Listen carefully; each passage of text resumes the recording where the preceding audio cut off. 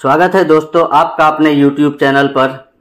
आज हम लोग सक्षमता काउंसलिंग में जो कुछ समस्याएं आई थी या जिनके सक्षमता काउंसलिंग सर्टिफिकेट में डाउटफुल लिखा गया है या जिनका किसी कारण से काउंसलिंग संपन्न नहीं हो पाया है, आज हम उसी पर चर्चा करेंगे और देखेंगे कि इसका समाधान किस प्रकार से हो सकता है।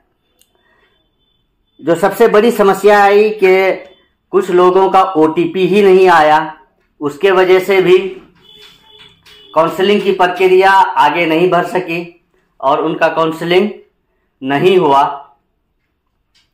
तो उनके लिए क्या समाधान हो सकता है और जिनका स्पेलिंग मिस्टेक या कोई अन्य पेपर जो अपलोड करना था वह अपलोड नहीं करके कोई दूसरा पेपर अपलोड हो गया था, तो उसके लिए भी क्या समाधान है, विभाग ने क्या कहा है।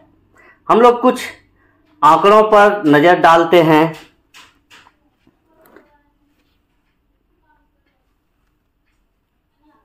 जैसा कहा जा रहा है या ये पेपर में भी लिखा गया है कि 37,000 शिक्षकों को काउंसलिंग नहीं हो सका, उसको फिर से मौका दिया जाएगा। 1,87,000 शिक्षकों की काउंसलिंग 13 सितंबर शुक्रवार पूरी हो गई और उनमें से कुछ शिक्षक जो 37,000 शिक्षक हैं उनका काउंसलिंग नहीं हो, किसी अन्य कारण से नहीं हो सका। उसमें करीब 26,000 शैक्षणिक और पर शैक्षणिक दस्तावेज की जांच नहीं हो सकी है।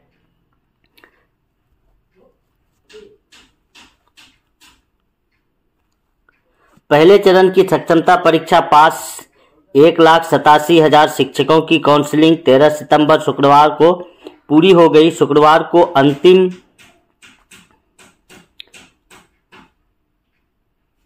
3140 शिक्षकों की काउंसलिंग होनी थी, जिसमें अधिकतर ने भाग लिया। आधिकारिक सूत्रों के अनुसार पहले चरण की सक्षमता परीक्षा पास शिक्षकों में से करीब 37,000 ऐसे शिक्षक हैं जिनकी किसी न किसी वजह से काउंसलिंग पूरी नहीं हो सकी है।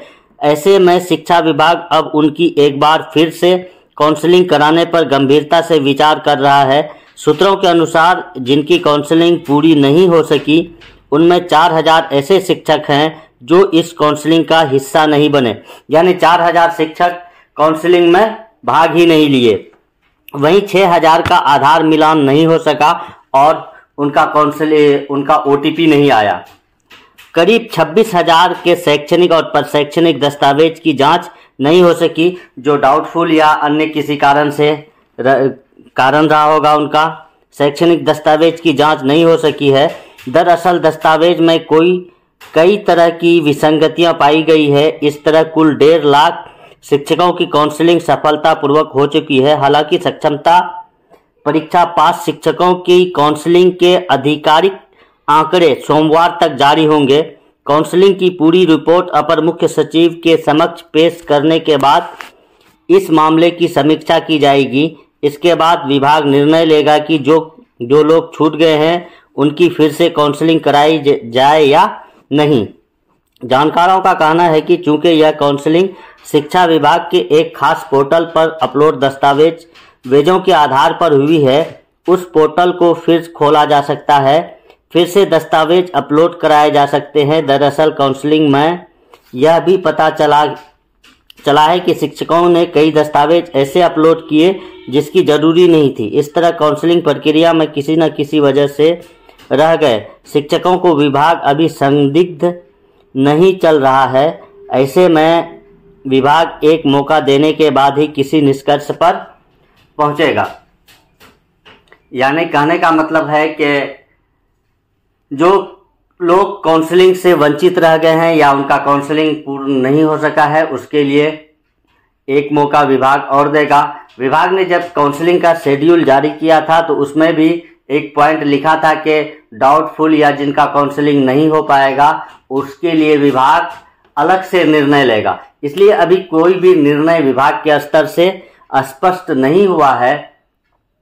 लेकिन ये उम्मीद है कि फिर से पोर्टल खोला जाएगा और जिन लोगों का भी कोई डॉक्यूमेंट्स गलत अपलोड हुआ है या नहीं अपलोड किया गया है तो उसको एक मौका दिया जाएगा सुधार का। जब ये सुधार कर लेंगे तो फिर उसके लिए इसी प्रकार से जिस प्रकार अभी काउंसलिंग का शेड्यूल जारी हुआ था, इसी प्रकार से काउंसलिंग का फिर शेड्यूल जारी होगा। और आप सबों को जिनका भी काउंसलिंग में किसी प्रकार की गलती हुई है या काउंसलिंग नहीं हुई है तो उसके लिए एक मौका और दिया जाएगा।